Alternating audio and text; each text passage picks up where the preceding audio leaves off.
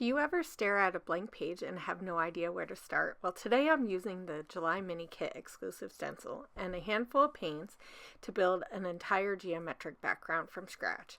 And by the end, you'll have a formula you can use again and again to match any photo you want to scrap. Let's get into it.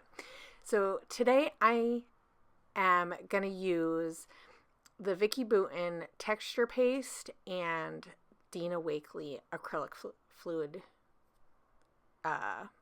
paint. And both of these are quite thin. The texture paste, depending on which bottle you get, might vary in how thick they are, but I wanted something pretty thin that I could just use this.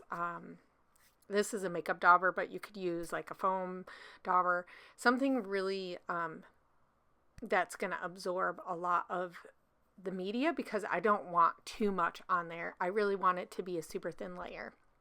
I don't want it sticking up. And I am really using the color palette, so these colors, and it being bright to like do the heavy lifting on this background.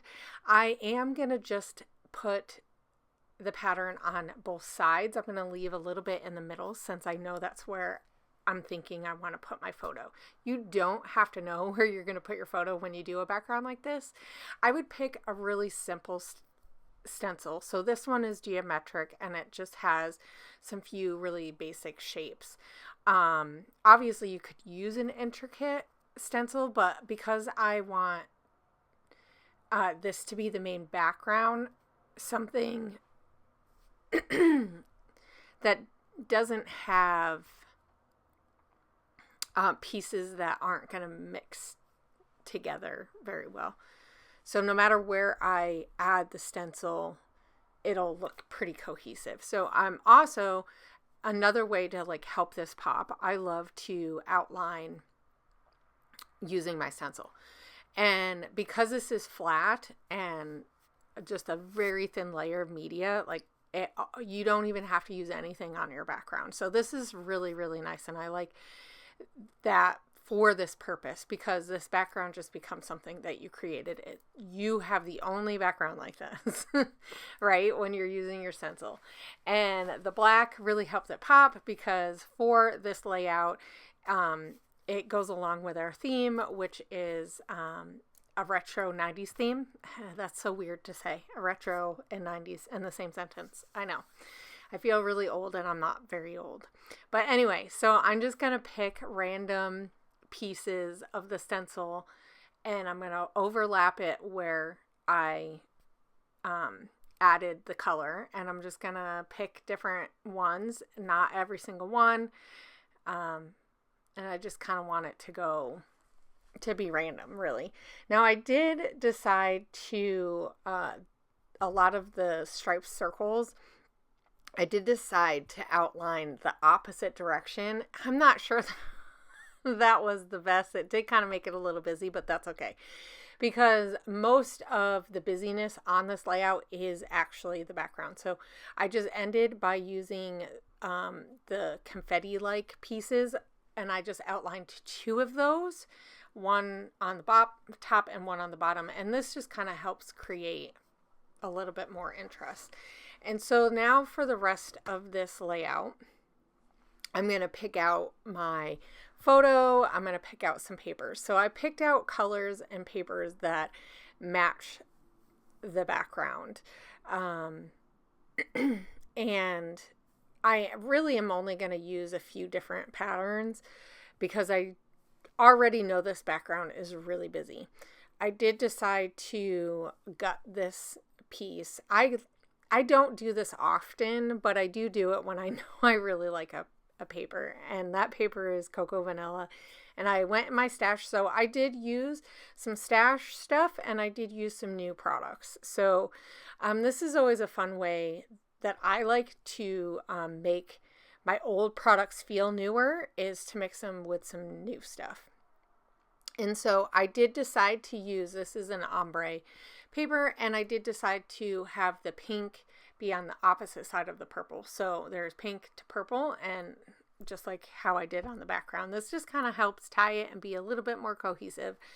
I really thought that that purple matched my dress. So this is an old picture. I pulled it out from my picture box. Since we are doing like that 90s theme, I pulled out my prom photos. Now, technically this photo isn't from the 90s. It's actually from the early 2000s. But it really had that feel.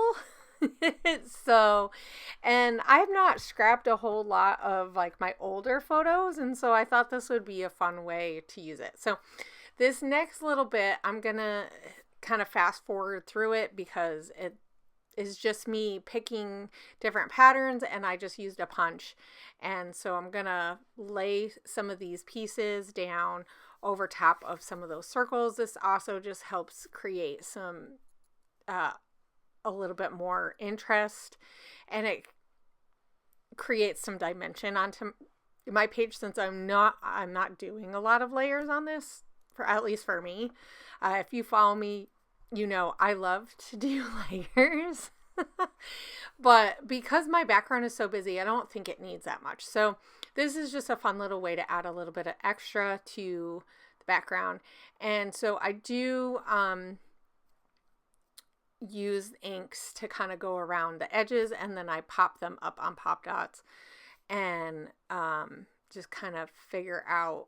I do use some of these papers and cut them smaller to match the smaller circles too. So this is just a fun way to take shapes or from your stencil that you can kind of add a little bit more interest without having to do a lot of heavy lifting. And I'm just using the patterns that I'm going to use in my layers. So I essentially picked different patterns ahead. And of course you can't really see a lot of what I'm doing. But I promise you, I'm like looking for all these. I was trying to find colors that would match, because I knew that if I was going to edge around them, which is not necessary, but I feel like for something like this, it does kind of help it pop so that it creates that like, I don't know, it matches in with the colors. So I picked that pink, and then there's a purple too. So here's me just tracing out some different circles. I'm going to cut them out. You're not going to have to see me cut them out. I did spare you that. And the one has that heart, and I did make sure I cut around the heart. So, and I'm just going to figure out where I want to put them. I do know that I kind of want my photo more towards the top. And so I will build like a little shelf for it. This is one design principle that I like to do when I do add a photo to the top. Now, I'm not using a whole bunch of photos. I probably have more photos from a whole bunch of us, but I decided to just do me. And this just screams like 90s, early 2000s with the crimped hair, with that sequin dress. You know, I mean, I think I was 18, because this was my senior prom. And when you're that young, you just don't even think about, like, I was just all about doing me and all about having fun. And to me, having that crimped hair in the sequins just said, yes, Hannah, you are having fun. So, I did use that black and white. I'm using some of that inside paper from the background. So this helps kind of mirror that look just a little bit more, ties it in. And some of the edges I ripped, and some of them I kept them straight. And this just kind of creates a little bit of interest too. And I did want a little bit of yellow onto my background, because I did have yellow in my photo. I don't always do this. I don't always have to have every single color from my photo be on in the papers, but I decided that this one, it would work nicely. It just adds one more color to the mix. And this time it's just with papers. It's not with any ink. And so, like I said, I'm working on creating, like, this is going to be my little shelf. So it's not very long, so it's not going to stick way out, but this just kind of helps. And so this is why I did the two papers together, because it'll just help kind of like solidify that there's something there that's holding that photo. It's not necessary. It could just float in the middle. I do put this all on pop dots because I want it to be a little bit higher, and that one circle off to the side has pop dots. Now, they're not all popped, but some of them are, and this just kind of helps so that you can see a little bit underneath and see all that pattern that I created.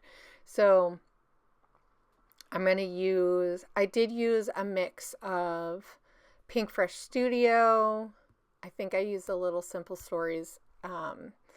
And so,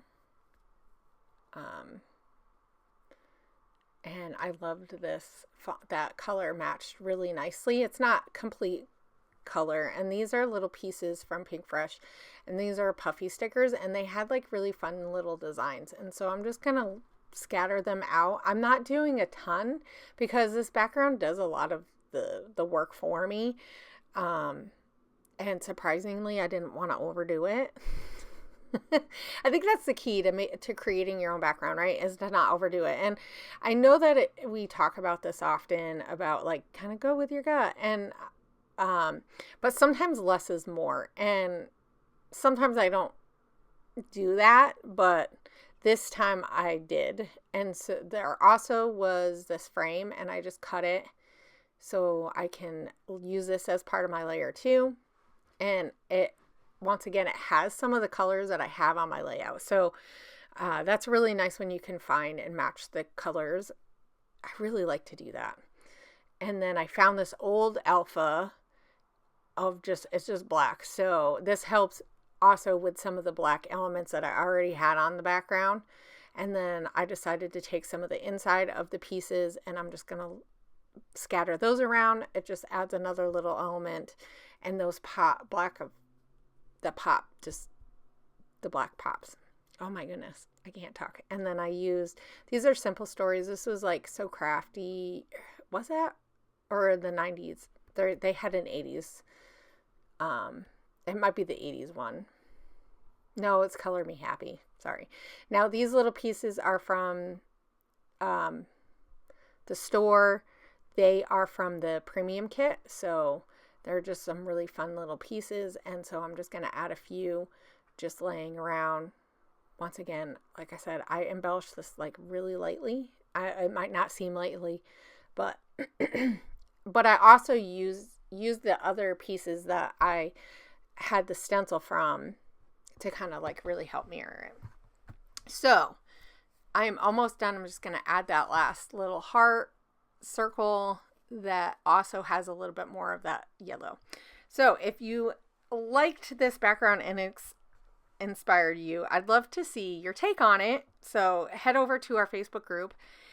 You can find that link in the description below, and the Summer Rewind Crop challenges are open all the way through the end of August. So definitely go in the thread that has this challenge, and I'd love to see your work. Bye.